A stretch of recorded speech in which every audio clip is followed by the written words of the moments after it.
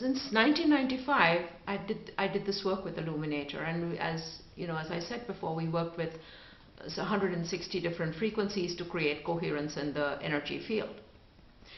However, this was not enough to send the system out into the world because it was too complicated and it was not practical. And frankly, I didn't, from the first minute that I saw it, I knew that the system had to go out into the world. And so this was kind of my, what I called my impossible project, my nearly impossible project. And I kept on going because nothing else would do for me. There was nothing else that held my attention or that held my interest, and this captivated me. But my key was, how do I send this system out into the world? How do I make it so that everybody can participate in becoming coherent, in clearing their past, in accessing their superconscious self? How can we do this?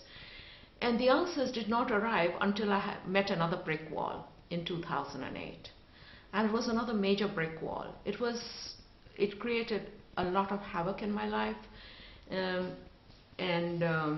major doors were closed because Polaroid, which was the film that we used all these years, decided they were not going to make any film, and so it was like 13 years of my work and Patrick's work of 20 years would go down the tube.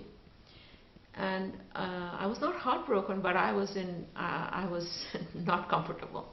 And a lot of other major traumas happened in my personal life. Various clients, who I love dearly, lost their dear ones, and several people died in my family. And then my great associate, Patrick, died in 2008. And I was really devastated. And the good thing about this time, about this particular meltdown, which was very different to my meltdown in 1990, was that I knew that the universe did not mean me harm. I knew that with absolute unconditionality.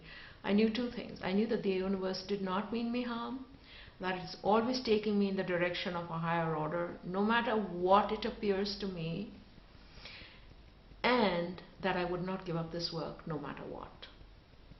Those are the two things that I knew, but everything else was falling about my ears, and I was in a lot of pain. And then came the miracle. That resulted, the RTLFs, the return to love frequencies, emerged as a result of this miracle. And somebody had given me an image in 2001, and the image had a kind of an unbelievable legend behind it, which said that this was taken by a pilgrim in the 1970s at a place called San Damiano in northern Italy, where the Divine Mother appeared to this pilgrim and asked him to take a photograph. And he pointed his Polaroid camera, which fascinated me because I'm a Polaroid girl. And he pointed his Polaroid camera at the sky, and this was the picture that emerged. Now I have to say, can you imagine me being an atheist and all of that, and coming from that background? When somebody presented me with this image, if I had this image presented to me, say 20 years ago, I would have dismissed it out of hand.